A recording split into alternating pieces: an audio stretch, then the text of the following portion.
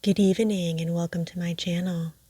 Tonight we'll be continuing our story of The Sign of the Four by Sir Arthur Conan Doyle. Chapter 10. The End of the Islander.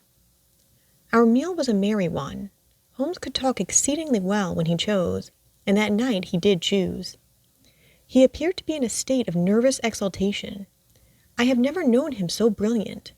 He spoke on a quick succession of subjects, on miracle plays, on medieval pottery, on Stradivarius violins, on the Buddhism of Ceylon, and on the warships of the future, handling each as though he had made a special study of it.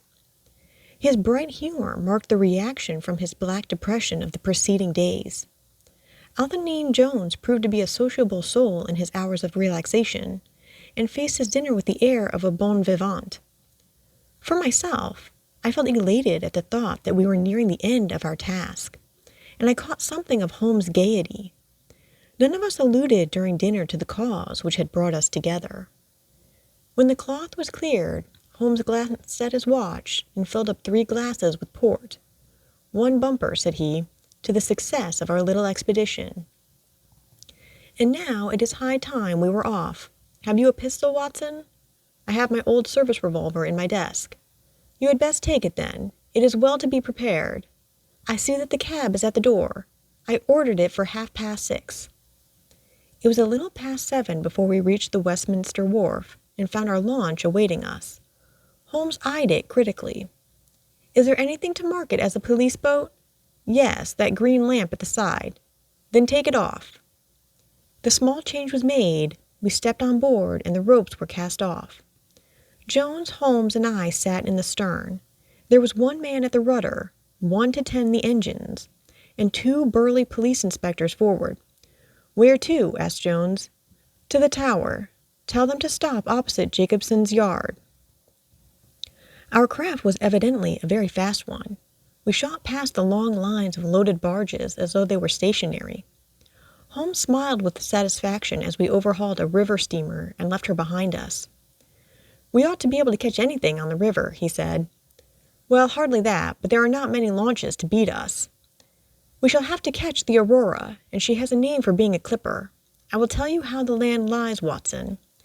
You recollect how annoyed I was at being bowled by so small a thing? Yes. Well, I gave my mind a thorough rest by plunging into chemical analysis. One of our greatest statesmen has said that a change of work is the best rest. So it is. When I had succeeded in dissolving the hydrocarbon which I was at work at, I came back to our problem of the shallows, and thought the whole matter out again. My boys had been up the river and down the river without result. The launch was not at any landing stage or wharf, nor had it returned. Yet it could hardly have been scuttled to hide their traces, though that always remained as a possible hypothesis if all else failed.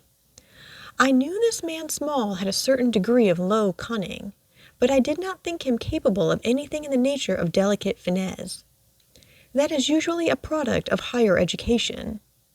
I then reflected that since he had certainly been in London some time, as we had evidence that he maintained a continual watch over Pondicherry Lodge, he could hardly leave at a moment's notice, but would need some little time, if it were only a day, to arrange his affairs. That was the bounds of probability, at any rate. "It seems to me to be a little weak," said I. "It is more probable that he had arranged his affairs before ever he set out upon his expedition." "No, I hardly think so. This lair of his would be too valuable a retreat in case of need for him to give it up until he was sure that he could do without it." But a second consideration struck me. Jonathan Small must have felt that the peculiar appearance of his companion, however much he may have top-coated him, would give rise to gossip, and possibly be associated with this Norwood tragedy. He was quite sharp enough to see that. They had started from their headquarters under cover of darkness, and he would wish to get back before it was broad light.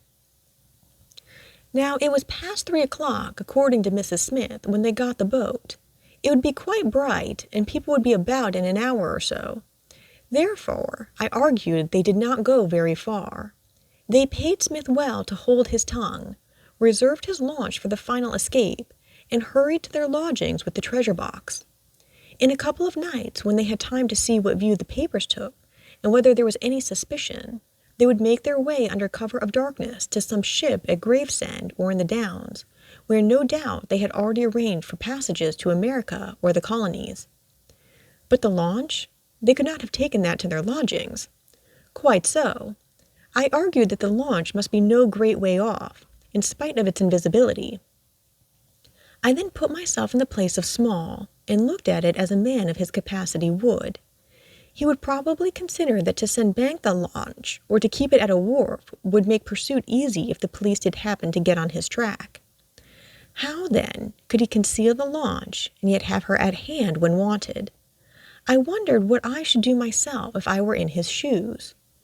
I could only think of one way of doing it. I might hand the launch over to some boat builder or repairer, with directions to make a trifling change in her. She would then be removed to his shed or yard, and so be effectually concealed, while at the same time I could have her at a few hours' notice. That seems simple enough. It is just these very simple things which are extremely liable to be overlooked. However, I determined to act on the idea. I started at once in this harmless seaman's rig and inquired at all the yards down the river.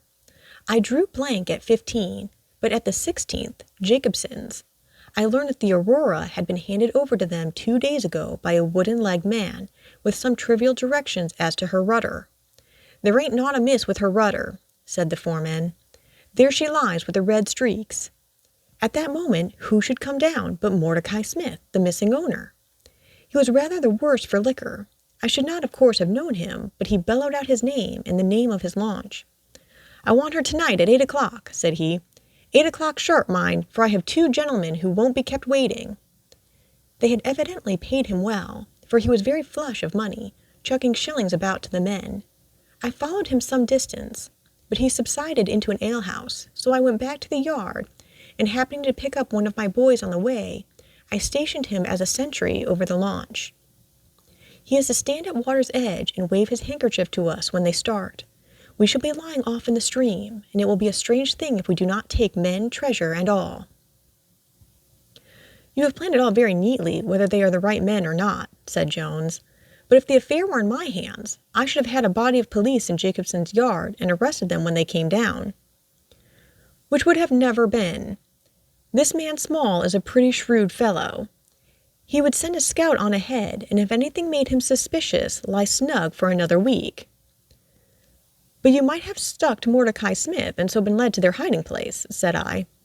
"In that case I should have wasted my day. I think that it is 100 to 1 against Smith knowing where they live. As long as he has liquor and good pay, why should he ask questions? They send him messages what to do. No, I thought over every possible course, and this is the best." While this conversation had been proceeding, we had been shooting the long series of bridges which span the Thames. As we passed the city, the last rays of the sun were gilding the cross upon the summit of St. Paul's. It was twilight before we reached the tower. "That is Jacobson's yard," said Holmes, pointing to a bristle of masts and rigging on the Surrey side. "Cruise gently up and down here under cover of this string of lighters." He took a pair of night glasses from his pocket and gazed some time at the shore. "I see my sentry at his post," he remarked, "but no sign of a handkerchief." "Suppose we go downstream a short way and lie in wait for them," said Jones eagerly. We were all eager by this time, even the policemen and stokers, who had a very vague idea of what was going forward.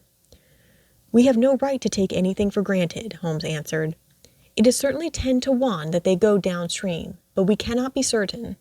From this point we can see the entrance of the yard, and they can hardly see us. It will be a clear night and plenty of light. We must stay where we are.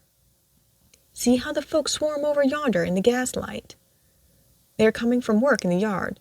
Dirty-looking rascals, but I suppose every one has some little immortal spark concealed about him. You would not think it to look at them. There is no a priori probability about it. A strange enigma is man." "Someone calls him a soul concealed in an animal," I suggested. "Winwood Reade is good upon the subject," said Holmes. "He remarks that, while the individual man is an insoluble puzzle, in the aggregate he becomes a mathematical certainty. You can, for example, never foretell what any one man will do, but you can say with precision what an average number will be up to. Individuals vary, but percentages remain constant. So says the statistician. But do I see a handkerchief? Surely there's a white flutter over yonder. Yes, it is your boy, I cried. I can see him plainly. And there's the Aurora, exclaimed Holmes, and going like the devil. Full speed ahead, engineer. Make 8 for that launch with the yellow light. By heaven, I shall never forgive myself if she proves to have the heels of us. She had slipped unseen through the yard entrance and passed behind 2 or 3 small crafts, so that she had fairly got her speed up before we saw her. Now she was flying down the stream, near into the shore, going at a tremendous rate. Jones looked gravely at her and shook his head. She is very fast, he said. I doubt if we shall catch her. We must catch her, cried Holmes between his teeth. Heap it on, stokers. Make her do all she can. If we burn the boat, we must have them. We were fairly after her now. The furnaces roared, and the powerful engines whizzed and clanked like a great metallic heart. Her sharp, steep prow cut through the river water and sent 2 rolling waves to right and to left of us. With every throb of the engines we sprang and quivered like a living thing. One great yellow lantern in our bow threw a long, flickering funnel of light in front of us. Right ahead, a dark blur upon the water showed where the Aurora lay, and the swirl of white foam behind her spoke of the pace at which she was going. We flashed past barges, steamers, merchant vessels, in and out, behind this one and round the other. Voices hailed us out of the darkness, but still the Aurora thundered on, and still we followed close upon her track. "Pile it on, men, pile it on!" cried Holmes, looking down into the engine room, while the fierce glow from below beat upon his eager, aquiline face. "Get every pound of steam you can." "I think we gain a little," said Jones, with his eyes on the Aurora. "I am sure of it," said I. "We shall be up with her in a very few minutes." At that moment, however, as our evil fate would have it, a tug with 3 barges in tow blundered in between us.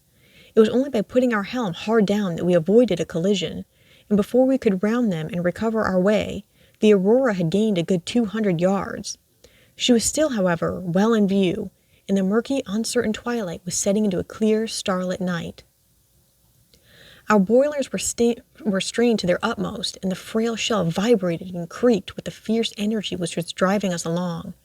We had shot through the pool, past the West India docks, down the long Deptford Reach, and up again after rounding the Isle of Dogs. The dull blur in front of us resolved itself now clearly enough into the dainty Aurora. Jones turned our searchlight upon her, so that we could plainly see the figures upon her deck. One man sat by the stern, with something black between his knees over which he stooped. Beside him lay a dark mass which looked like a Newfoundland dog. The boy held the tiller, while against the red glare of the furnace I could see Old Smith, stripped to the waist and shoveling coals for dear life. They may have had some doubt at first as to whether we were really pursuing them, but now as we followed every winding and turning which they took, there could no longer be any question about it. At Greenwich we were about 300 paces behind them. At Blackwall we could not have been more than 250.